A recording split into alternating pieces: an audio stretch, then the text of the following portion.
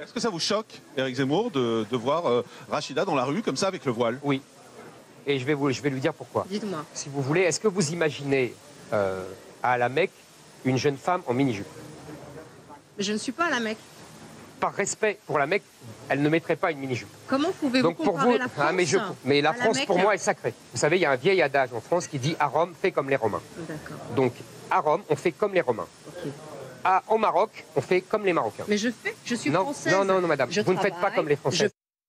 Alors, Rachida, merci d'être là. Rachida, vous êtes devenue une star aujourd'hui. Tout le monde ne parle que de vous. C'est un truc de fou. Non, mais je vous dis, j'ai jamais eu autant d'appels sur un invité. Ça veut dire que tout le monde m'a appelé parce qu'il savait que je recevais Rachida. Merci Rachida, en tout cas, d'être là. Merci de me recevoir. Vous avez fait plus de télé que moi aujourd'hui.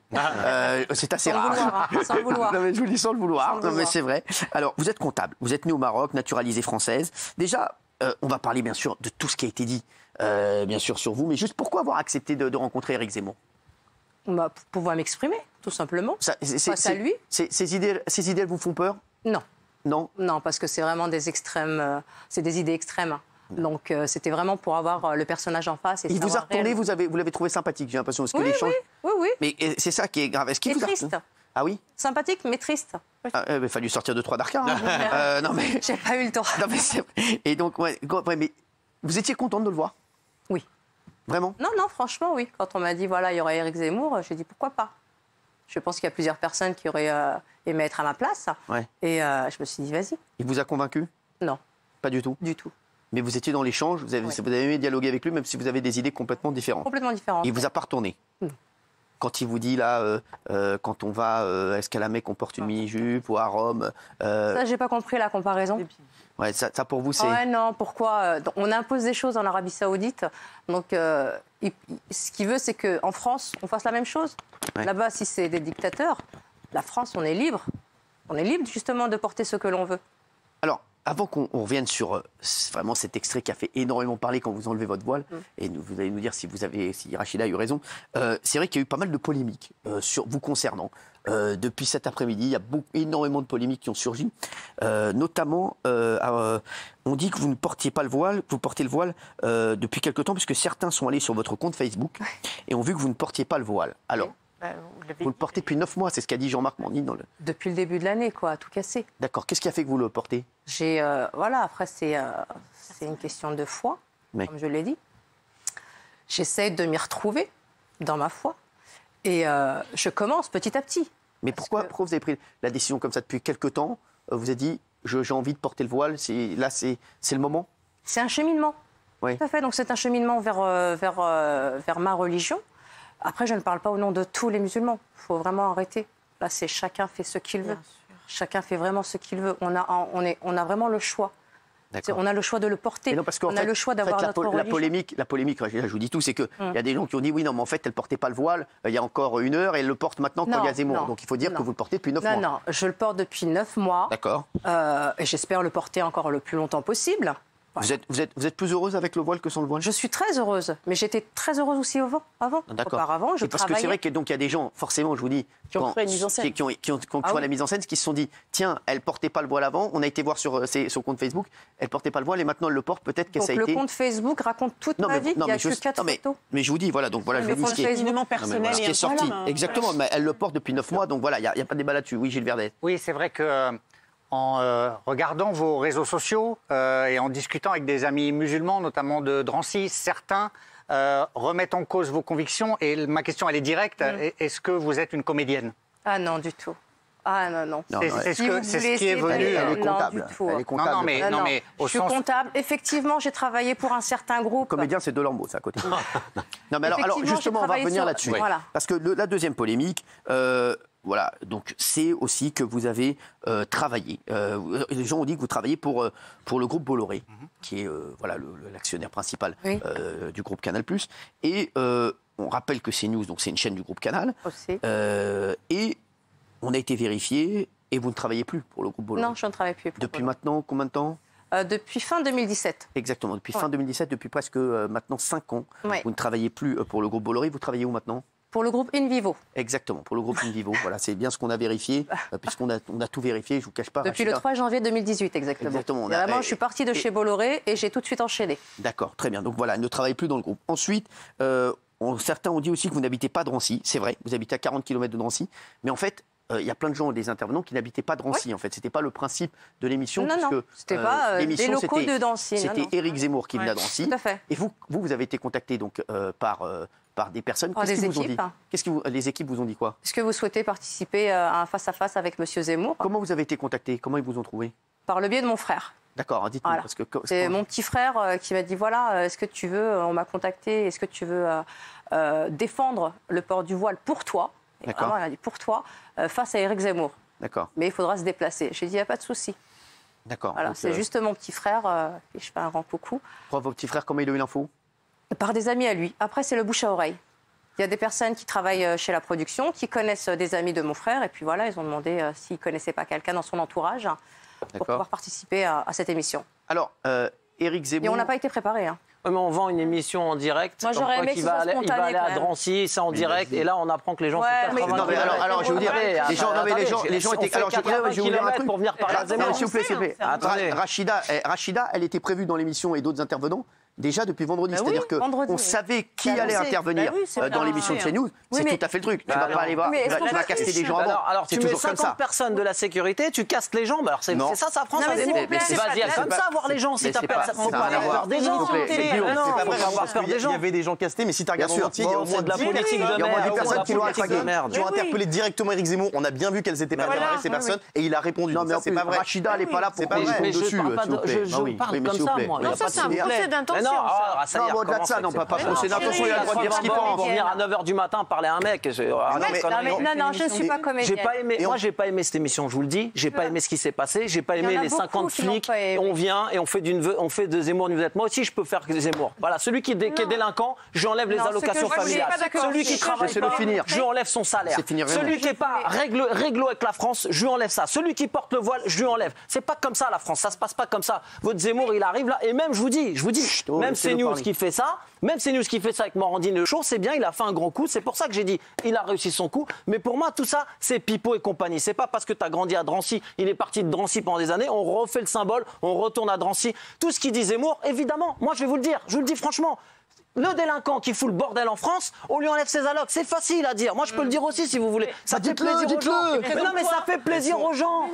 Il fait que du plaisir aux gens. Quand il vous a dit, pour la vanne, vous lui dites enlevez votre cravate. Il dit enlevez votre voile. On va voir l'extrait. Vous avez vu comment ils insistent sur vous? J'ai trouvé ça gênant. J'ai trouvé ça gênant d'insister sur vous. Ils n'avaient pas à vous faire ça. Respectez uniquement la liberté. Respectez la femme que je suis. Non pas le foulard que je porte. Juste la femme. Alors enlevez-le si le foulard n'a pas d'importance. Mais enlevez votre cravate à ce moment-là. Mais je l'enlève quand vous voulez. Mais moi aussi, je. Mais la cravate n'est pas un air. Allons-y. La cravate, madame. La cravate. Enlevez votre cravate, j'enlève mon t-shirt. Alors, allons-y. Très bien. Allez-y, madame. Le foulard, c'est la foi, c'est ce qu'on porte en nous. Non, Éric Zemmour, c'est l'injonction religieuse. Ce n'est pas la foi, Est-ce que vous enlevez votre En islam, foulard, j'attends madame toujours que vous enleviez mon foulard. Personne ne m'imposera quoi que ce Je vous soit. en prie. Mais je décide. Il Allez-y. faut bien l'entendre. Et vous décidez. Je décide de l'enlever. Et vous décidez de l'enlever. Voilà. Très bien. Voilà. Très bien, madame. Non, vous l'enlevez pas, là. Voilà. Voilà, très bien. Alors Voilà, très bien. Alors Et bien, vous voyez, là, vous respectez la laïcité. Non, si, je madame. me respecte Non, moi-même. non, je me madame. respecte Non, moi-même. madame. Alors, juste, vous n'aviez jamais rencontré Éric Zemmour de votre vie? Non, jamais. Alors, Éric À la Zemmour télé, m'a appelé exprès tout à l'heure pour me dire je n'ai jamais rencontré cette dame de ma vie. Juste, vous me confirmez? Ah oui, non, je ne connais pas ce monsieur seulement à la télé. Donc, il n'a jamais rencontré cette femme de sa vie. Après, je vous le dis, chacun fait comme il veut dans son émission.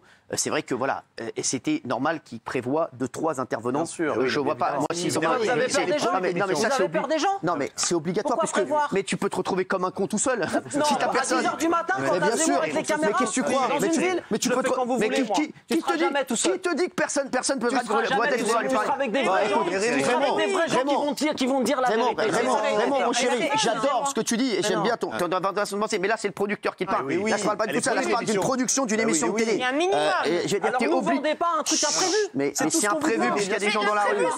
Bon, allez, non mais là il est dans son truc. Sur tout ce qu'il a dit avant, je peux comprendre. Et franchement, je respecte ce que dit Raymond et je peux le comprendre. Et je suis peut-être parfois, voilà, peut-être d'accord avec lui. Mais sur des choses. Mais là, sur ça, tu dis, excuse-moi Raymond, n'importe quoi, puisque c'est une télévision, c'est de la télé. Tu peux arriver là-bas et te dire, il n'y a personne qui veut te parler. Tu peux arriver avec une caméra, les gens disent non, j'ai pas envie de parler. Là, tu es en direct, tu te retrouves comme un con. 10h30 du matin, tu le sais, Cyril, deviens producteur. Allez, c'est bon. L'imprévu, c'est le dialogue. Pas vous, s'il vous plaît, là, je suis avec Raymond. Je ne vais pas monopoliser. Juste Benjamin.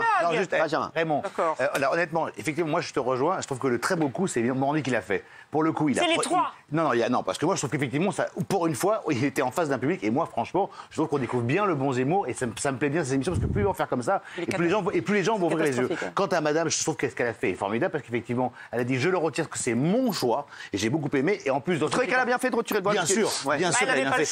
Et en plus, dans cette séquence, Raymond, et Dieu merci, dans cette séquence, il a fait une grosse erreur politique. Effectivement, il a dit que des bêtises parce qu'effectivement, le voile. Non, il n'a pas dit des bêtises. Il a dit que des conneries. Il n'a pas dit des bêtises.